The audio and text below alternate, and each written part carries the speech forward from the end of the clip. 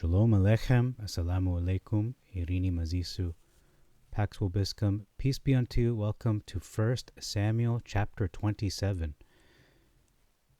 There are a total of 12 verses only, but let's dive into it. We have our first big difference right away in verse 1. It says here, David says, "Now shall I be one day delivered," brackets, "for death, into the hands of Saul." So he's going to be betrayed and literally delivered into his hands. So he's going to be captured for the purpose of death. That's the translator's interpretation, but he's going to be delivered into the hands of Saul. So Saul will he'll be captured by Saul, essentially, in captivity under his control, under his authority. What does the Masoretic say? It says, David said in his heart, "I shall now perish one day." So I will die. Shave? I don't know why it says shave. Scrape. So he's going to die one day by the hand of Saul. So Saul will kill him himself with his own hands. That's a pretty big difference there. Next we have cease.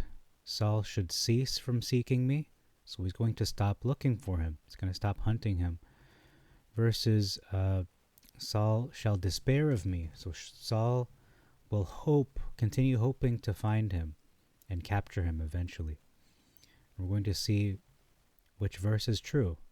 In verse 4, we see that in both translations, this verse was contradicts the Masoretic's rendition, because he does not hope to find him or to seek after him. In both, he sought after him no longer or no more. In verse 5, David is a lot more polite. He calls himself your servant to Achish. And he also says, "I pray you." So he's saying please, essentially. And he calls himself your servant twice versus one time in the Masoretic. He's humbling himself before Achish or Achish. Also royal city, as we see here.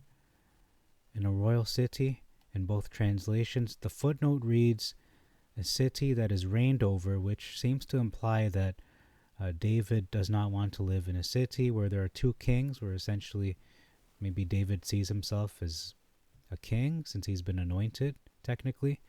So why, basically, maybe he's saying to Achish, the city's not big enough for the both of us. We're going to have a conflict, perhaps.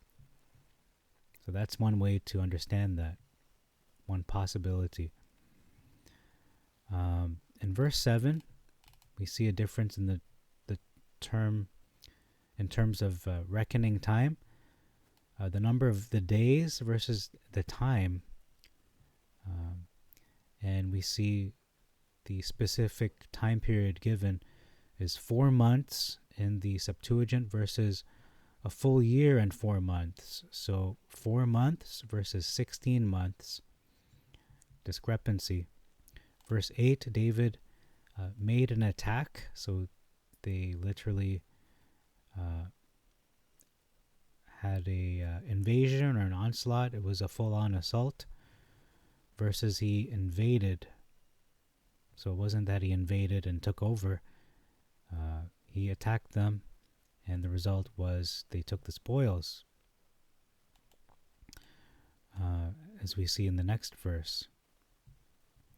But they didn't spare a life, human life anyway.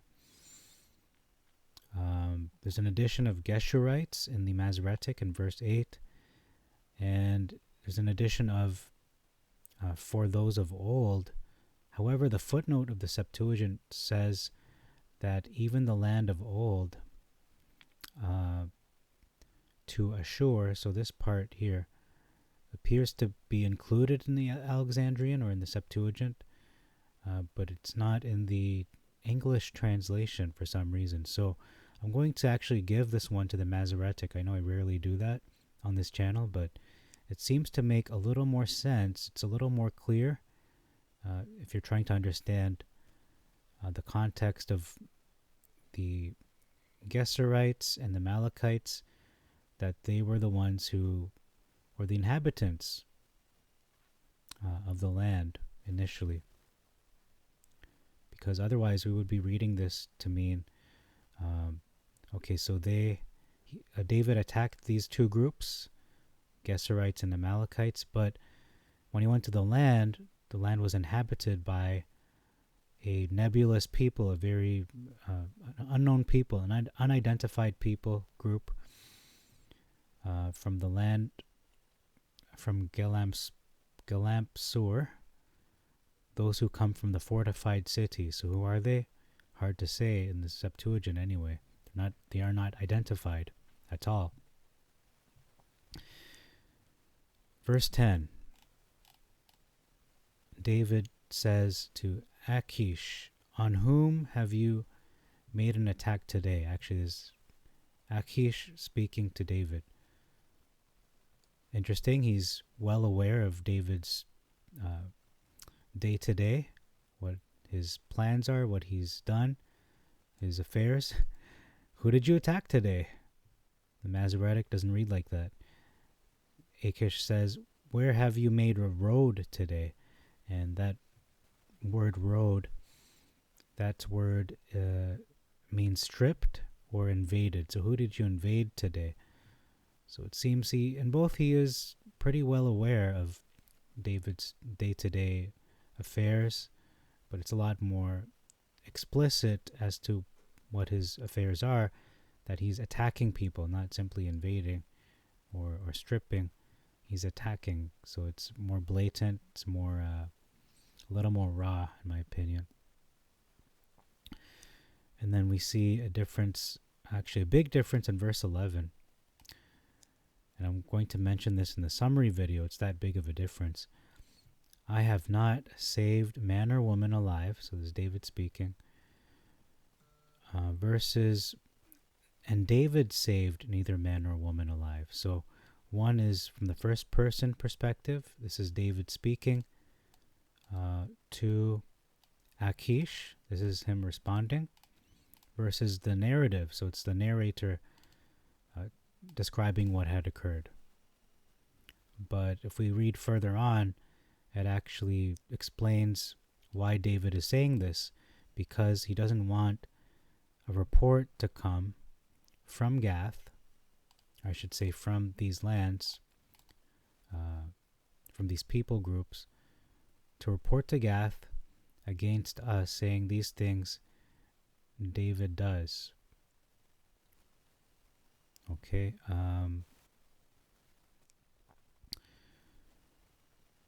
And then it says here, "This was his manner." So this was how David did things all the days that David dwelt in the country of the Philistines, versus "So did David, and so will be his manner all the while. So shall be his manner." But that was inserted. In any case, so which one was right? Which one is right? So this was either a secret that is kept, or that was kept, between David and Achish, son of the king of Gath, or he kept it a secret from Achish and all the Philistines. Another question is, was David lying or telling the truth based on the coordinates he gave, that he was on the south of Judah, Jezmega, and Kenizite land. So the big difference is in verse 12. It says David, continual big difference. It continues from verse 11 to 12.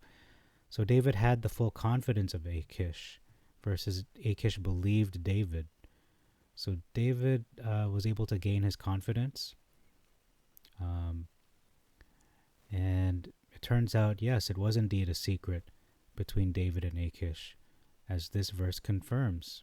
It's not something that David, this was the narrative. No, it's David speaking, "I have not saved man or woman alive." So he's being completely transparent to the king the king's son anyway, Achish. And then we see here Achish's intentions are revealed. He is thoroughly disgraced, he said to himself. He is thoroughly disgraced.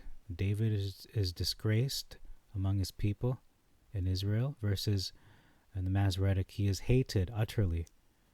So no, he's not hated, he's just, his reputation is not as high among his people. That's his perception anyway. And he shall be my servant forever. Okay, so I'm going to pause and just look up the answer regarding that question, the second question. Okay, so I looked it up. Amalek, or the area reckoned as Amalek, is, yes, it is to the south of Judah. So yes, David was not lying when he said he was in the south, as we see south of Judah, because he was attacking Amalek and the Geshurites, which I reckon as Geshur anyway. That's actually not to the south of Judah, nor is it to the south of, what did he say here? Judah, south of Jezmega, and then the south of Kenizzite. So we have to look up what is Jezmega and what is Kenites. Where is that territory located? Okay, welcome back.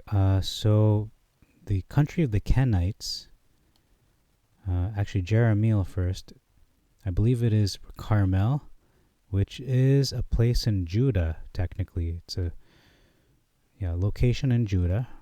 And if we look at the map here, Judah is over here. That's Judah. But where is the Geshurites? Geshur is over here, northeast.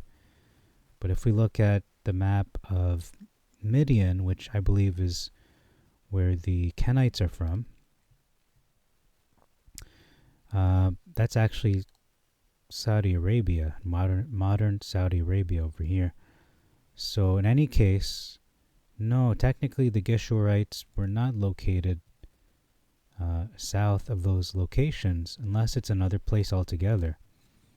But I was not able to identify or find any other group besides the Geshurites. Is there a Geshurite? Are they distinct? Are they distinct from the, sorry about that, from the Geshurites? So that's all for this video. Thank you very much for your time. Until next time, we'll look at 1 Samuel chapter 28.